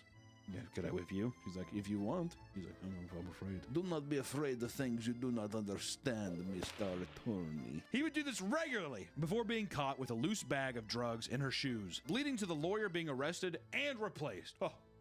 Thank God we put the replace thing. Being arrested. Well, was he still in the case? As it turns out, the reason for Victoria's imprisonment is absolutely banana nut crazy. In 2014, she was caught on a traffic camera propping up her recently murdered neighbor in the passenger seat of her car. And according to the victim's daughter, quote, all that was left basically was his skull and bones. No legs, no left hand. I couldn't believe it. She's like, I don't prefer people have left hand. Her goal was to steal money and valuables from the neighbor, but instead became an international fugitive running from the law to escape Russian prison. And by 2016, she started working as a dominatrix while regularly visiting a salon in Queens. It was there that she met Olga Tisk, a stylist that bore a striking resemblance to Victoria. She decided this was her ticket to freedom. Victoria wanted to have Olga killed so that she could take her identity and live out her new life in Queens. God, Victoria's kind of a baddie though, huh? I'm not a killer.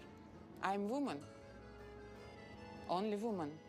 Also, they don't look that similar. I think the only similarity is they kind of have a cold Russian stare. Like they're just like, how are you doing?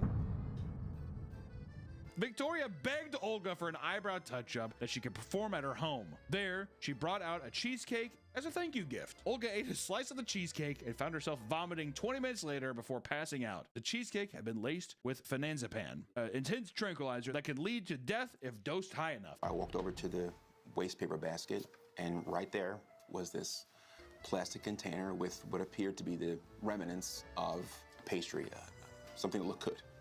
Olga was alive, but spent the entire night feeling sick. To finish the job, Victoria visited her to deliver some chicken soup, again laced with more of the drug, which sent Olga into a coma. She's just like, oh, you're sick from cheesecake I gave you? She's like, yes, her stomach bad. And she's like, don't worry, brought you green chicken noodle soup. You have to drink quick though, drink what hot, drink it.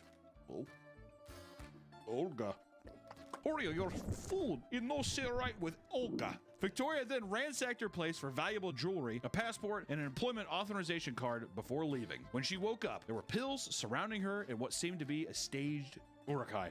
In 2018, the New York Police Department finally found Victoria with her boyfriend buying a 50-inch TV, where she was eventually imprisoned for murder as well as a slew of other crimes that emerged after her arrest. We just want to talk about Victoria. It's an interesting story. I like how they catch her outside of a Best Buy. She's like, I wanted to buy OLED TV. The picture better for me, Olga. They're like, you're Victoria. Are you sure? But, I mean, you know, yeah, we could talk about smuggling stuff all day, but I want to get to the juicy shit. Prisoners of TikTok. Huh? Prison TikTokers, dude. That's where the money's at. Speaking of smuggling, the birth of social media sites like TikTok has given inmates a new hobby to indulge in with the cell phones they smuggle into the cells. That's right. Prisoners have started posting TikToks, giving us a glimpse into life on the inside. Look how nasty this cell is, man. They just put me in here. I asked for the cleaning supply, they told me no. Look, the light don't even work. I ain't got no light. This the light. So all you guys, when everyone was complaining about, oh, TikTok's gonna go away. Ooh, this is unconstitutional. Look at some of these TikToks, dude. 2025, we got niggas sleeping in a mat out this bitch. Hey, bro. Are you all right in there? Yeah. All right. If we get rid of TikTok, then we don't know what the prisoners are doing on the inside. Inmates would post videos of themselves creating do-it-yourself projects, messing around with other inmates, and most importantly, food videos, baby. Many inmates would post detailed videos showing how they would rig their living space to make food that was less depressing than the slop that they would receive on a daily basis. A lot of people making some, I mean, horrendous concoctions with various ramen packs and everything else. This is what set it off. The pickle placement. Also, some of them, dude, I eat a lot of these recipes that they're done. One of the bigger prison influencers has made a name for himself as a very prominent TikTok prison chef. Said shelf for a second. His name is Untiktolard, the prison chef. Did I say that right? Untiktolard? Untiktolard. Whose name translates to a TikTok convict. In French, whatever, was he eating snails, dude? Has over 400,000 followers on his account where he posts videos of his personal prison recipes as well as other types of educational, amusing content. Let's show some of it.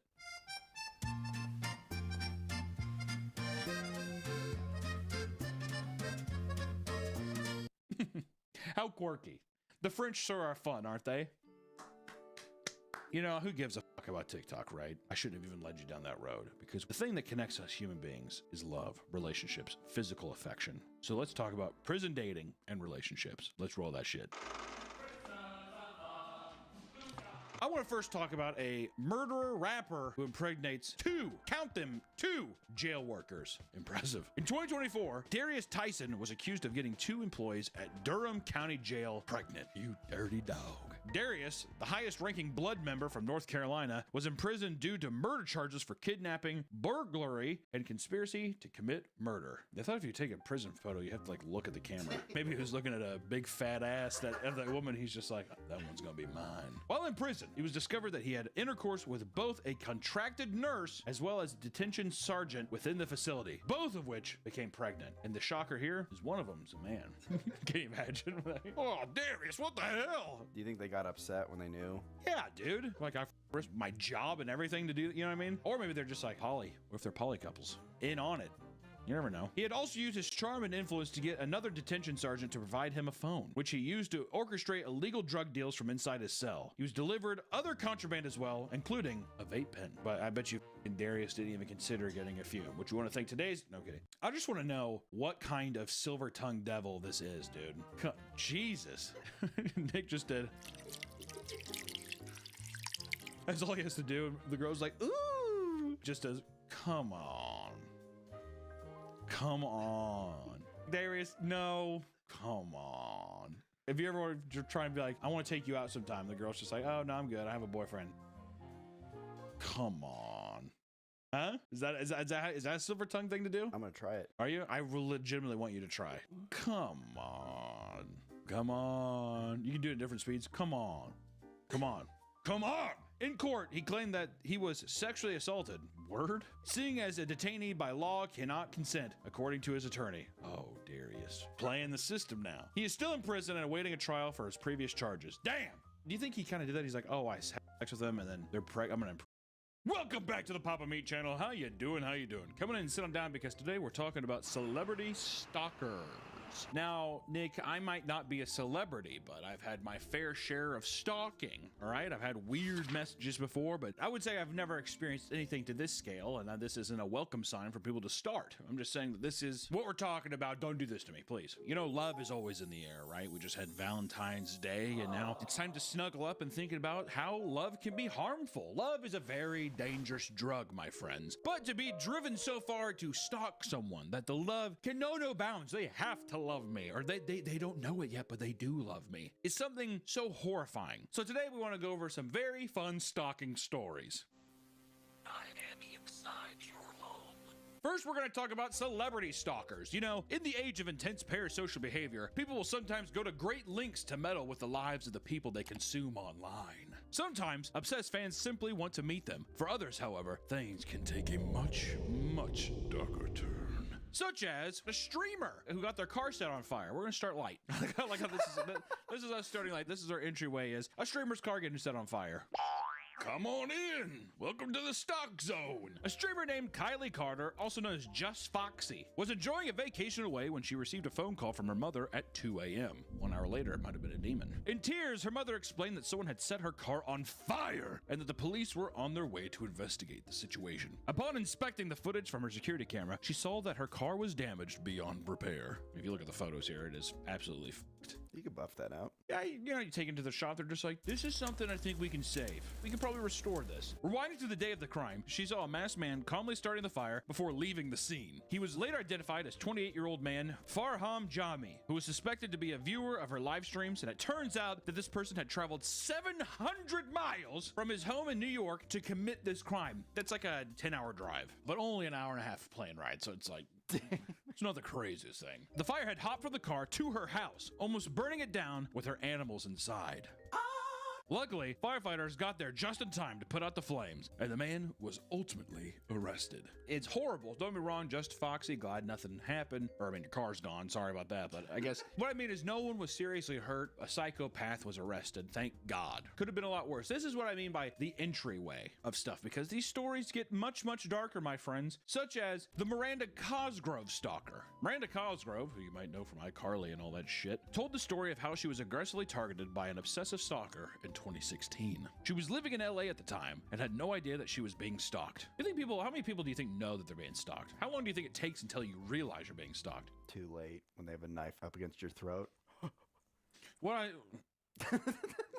Like, I guess suspicion. I wonder what the signs of stalking are. Editor, if there's signs of stalking to where we could warn our viewers here, roll that clip!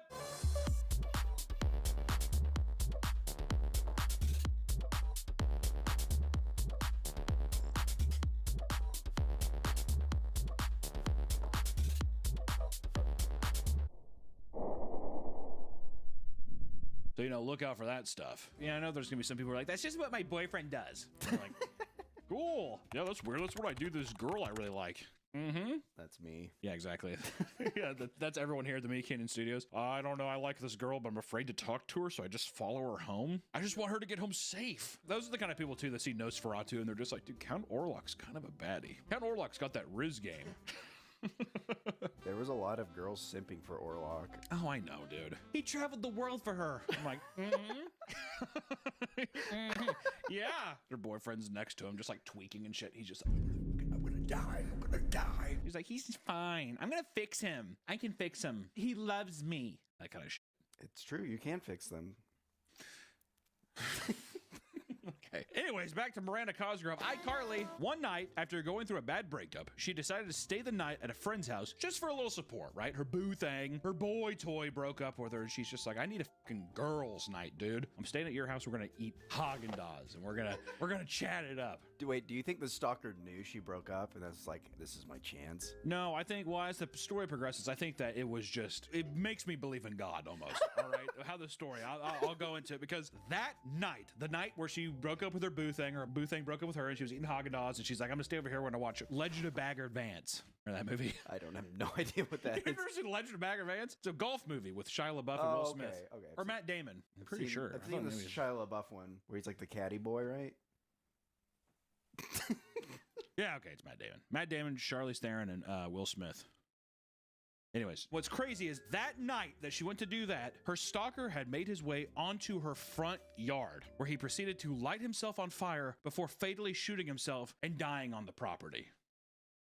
That night! If that's not divine intervention, then I don't know what is. Wait! Today's episode is sponsored by Fume, the leaders in flavored air. Breaking up with your bad habits can be a hard thing to do, so let Fume help with that. Sometimes the best way to get over something is to find a replacement. And Fume is an award-winning flavored air device that helps fill the void when you're ditching a bad habit. The best part is, Fume is not vape. There's no vapor, which means you can use it anywhere. And they just launched their new flavors, Spearmint Ice and Cinnamon Heart, to keep your company while you're building better habits. Plus, there's no nicotine, no toxic flavors, and no batteries involved.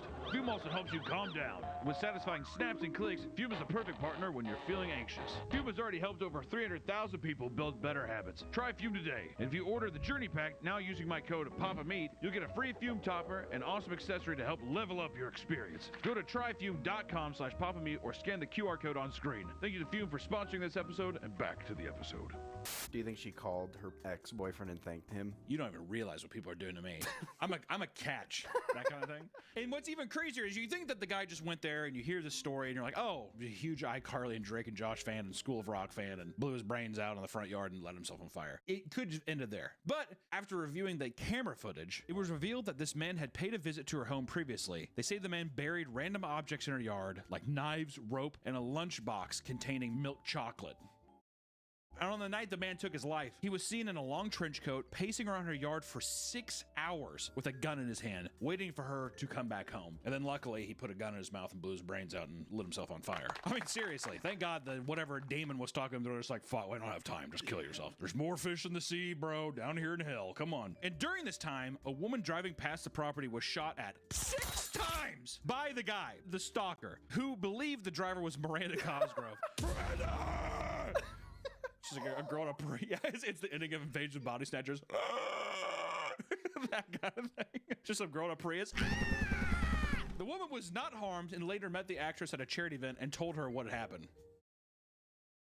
Wow. Hey, I was shot at by your stalker. She's like, what? I want to know the time frame too. I feel like you gotta preface that before you come up. You know what I mean? If you're just like, hey, how you doing? Nice to meet you. She's just like, your stalker shot at me. I'm totally fine. Because to me, that's like, you got some mental damage. And she's just like, by the way, he told me to send his regards. She's like, what? Pulls out like a Miranda Cosgrove admits that this event made her fearful to be alone in her own home, resulting in her often visiting friends and family out of fear of her safety. Of course, dude. Of course. My aunt, when she was like 12, I think, someone broke into her house like while they were sleeping and they woke up, and then for like 3 years she had like horrible insomnia and nightmares. Like that that trauma of nothing even happening. If you wake up and someone's like, someone was in our house last night, so horrified to sleep at night and like suspicious and paranoia. So to have this happen to you, so targeted. There's no fucking way. Also, I would move. I would move out of that city. If I had the means and stuff, if I'm fucking Miranda Cosgrove, I am getting the fuck out of there. 100%, dude. You think that's the last iCarly fan in LA, bro? Nah. Or we can go to another celebrity like J-Lo. Everyone loves J-Lo. J-Lo stalker who camps in her home for a week. A stalker who was camping in her home for a week. Little vacation. We're gonna get to non-celebrity stuff too, but whenever I hear these stories, it's fucked up sometimes because I'm like, oh, thank God I'm not that famous. You know what I mean?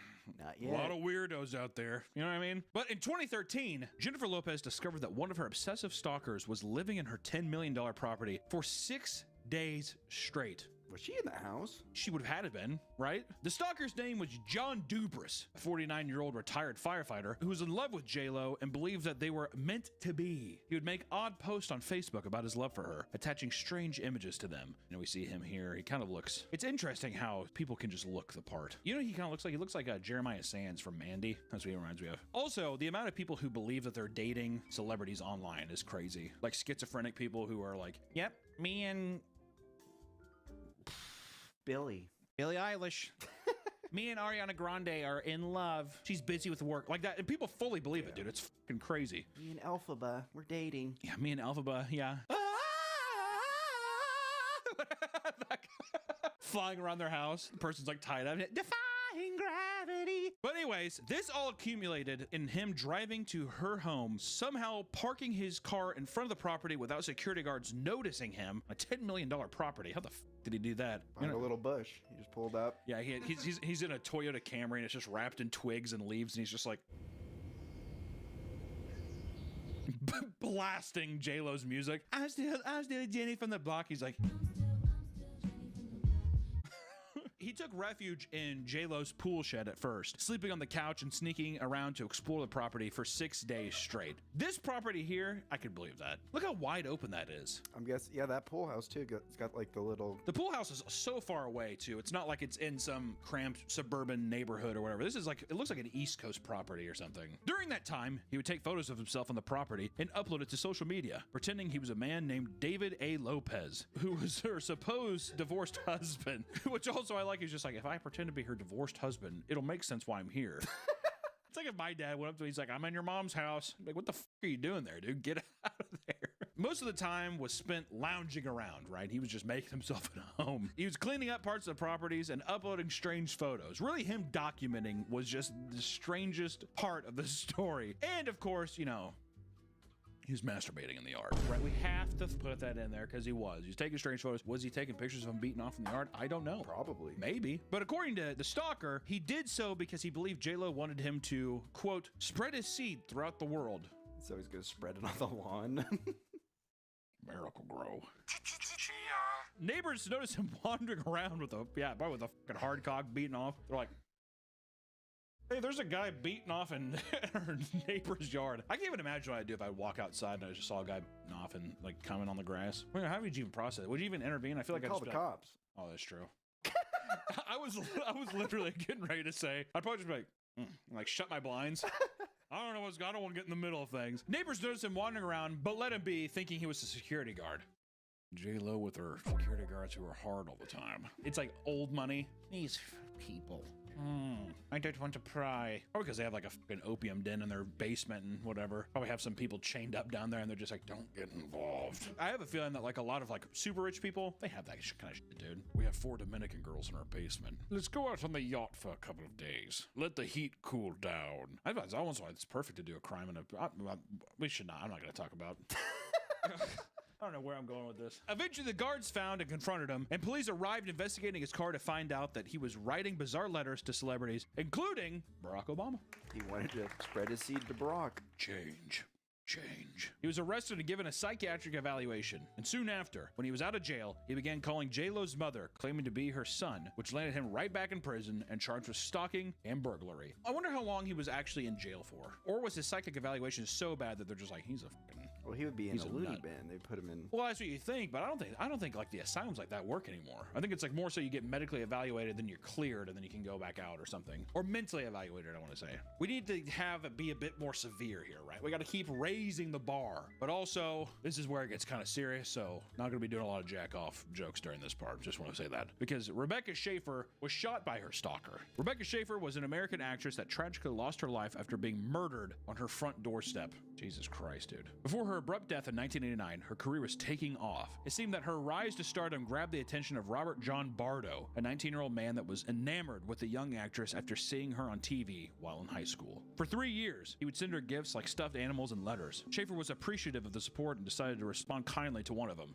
Mistake. That's the fucking biggest mistake you could ever do. See, that's the thing too, even like with things online where it's like creepy fucking people online. You're so beautiful, I love you. Even if you're like, oh my God, thank you. With a little heart? Yeah, oh my God, thank you. Exclamation point. She loves me. As soon as you respond, they're going to take it however way they're going to take it to perpetuate this fucking mental war zone they have in their head. This flipped a switch in the man's mind, driving him to leave his home and travel to Los Angeles to express his love for her in person. Security officers caught him trying to enter the studio where she worked, bringing along flowers and a teddy bear, and the chief of security told LA Times, quote, I thought he was just lovesick, which I think he was. He was terribly insistent on being let in. Rebecca Schaeffer was every other word. I gotta see her. I love her. If I could just see her for 1 minute. My God, dude. Do you think that they tell her that? This guy showed up. Like that, you know what I mean? Oh, I think so. They probably would be like, hey, there's someone. I mean, well, I mean, they're like, if it's clearly, well, because do they look at it like a crazed fan? And they're just like, don't bother with it. Oh. I don't want to freak her out. Maybe. That kind of stuff? Yeah. I wonder how much people are actually let in on like the weird shit that happens. But he was denied entrance and drove back home disappointed. He continued watching Schaeffer on TV, but was filled with rage after witnessing a scene from The Class Struggle. In the movie, Rebecca Schaeffer has a scene where she is in bed with a man. This is it's just one of those things where it's just like, you're cheating on me. It's like, it's my job. It's acting. It's not real. But Bardo was fed up, and he decided he would go the extra mile to finally meet her in person. He paid $300 to a private investigator and eventually acquired her home address. What kind of fucking private investigator takes that gig? I want to know where the celebrity lives. You got it. What? That cannot be legal, right? Money's money, baby. Or even just like like morally. You can't let these two lovebirds be separated. Exactly. Well, I can't stand in the way of love. All right, kid, I'll do it. Bardo knocked on her door, and when she answered, he handed her previously written letters and autographed papers to show he was her biggest fan. Schaeffer was obviously weirded out, but shook his hand before politely telling him to leave. It's creepy. You know where I live. Thanks for coming. Bye-bye now. You crossed a bridge here. Bardo was furious. Thinking over the interaction at a nearby diner, he came up with an excuse to return to her house, which was to hand her another letter he had forgotten about, as well as a CD. According to Bardo, she was more callous in her response this time. After being told to leave once more, he responded saying, I forgot to give you something, before pulling out a gun and shooting her in the chest. And before she died, the only thing she uttered out to the man was why. Why? Jesus. I would be fucking perplexed as well. Are you serious? Hello? Like, what the fuck? The man was sentenced to life in prison, and the case became so widely known that it ultimately led to the creation of an anti-stalking laws, which passed in California in 1990 before eventually spreading to the entire country. I'm surprised that wasn't sooner. Yeah. I guess before it became such a mystique thing, it was so separated. Like nowadays with the internet, everything is so like people could find out anything about you. It's horrifying. Horrifying. Was Lennon killed in America or John Lennon? Yeah, he was shot in New York. I was gonna say I'm surprised that wasn't. But I guess was he stalking? He just showed up in front of his house, right? Well, it's a very famous hotel in New York. I see. And people, I guess, would always swarm, be like, oh, that guy. It was more so he read Catcher in the Rye, I think. And that's when he's like, I have to kill John Lennon, versus him being obsessed with him. If anything, I don't know if we go over this one, but it reminds me also, years later in 2004, Pantera, one of my favorite bands, Dimebag was shot on stage. That was before people, you could just go to a show and be right up in front of the stage and see the fucking band you love right there, and there wasn't a lot of security, so a guy just came in and shot him to death on stage. Fucking crazy, man. And it's all just because your last band broke up and I'm upset. And it's like, I mean, like, these people are just completely mentally devoid of any actual cognitive ability to rationalize what they're doing, I guess. Or we could talk about a very infamous one, which I remember, this is one of the first internet videos I ever saw. Oh, wow. Seriously. The very infamous Bjork stalker. Ricardo Lopez, known as the Bjork stalker, is one of the most infamous cases of celebrity stalking ever told. This was a very infamous case. This was also, I think, whenever the internet was just coming around, and really, I feel like one of the first viral cases of like a video being spread around. I was like, I don't know, 32 at that time or something. Internet and everything was just such a new thing in my area, but still. At age 17, he became enamored with the Icelandic artist Bjork, obsessively trying to contact her via handwritten letters whilst researching every last detail about her life. It seemed that there was nothing sexual about his love for the artist, more so that he deeply wished to have an effect on her life in some way, shape, or form. He conveyed these feelings to his family and peers, who were all creeped out, encouraging him to meet a real woman. The idea too, it's like it wasn't even sexually driven, it was just like, I need to make an impact on her life in some way. I don't know why, it just feels so much like alien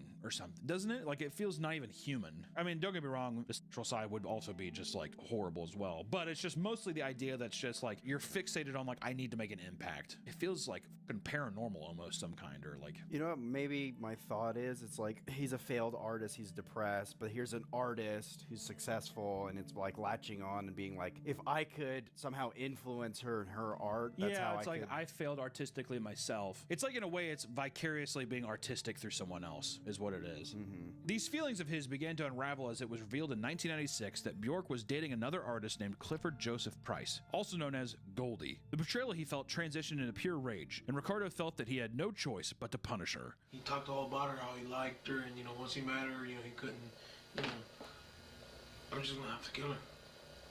He said he didn't like her. Well, I mean, like, you know, exactly. I mean, I think it's always comes down to a primal thing. I think there's no way to discern that. It's like the same thing of like, it's not even like the person's looks. That's just, I like this personality. But really, it's like all these things are tied up with all this like fucking monkey primal shit where it's like, you know, things are, you're attractive, I'm attracted to you, whatever. Once again, another case. How many of these, almost every case so far has been somebody is in the perception in their head that they are like, we're dating, or like, I'm in love with you and you don't know it yet. And then because they're now dating someone else, that's like the trigger that it sends them over the, you know, over the edge. Because also I feel like it's like you've lost all hope. All hope is lost. It's the fantasy, and then once they start dating someone, yeah, it breaks the illusion. Yeah. It's supposed to be me.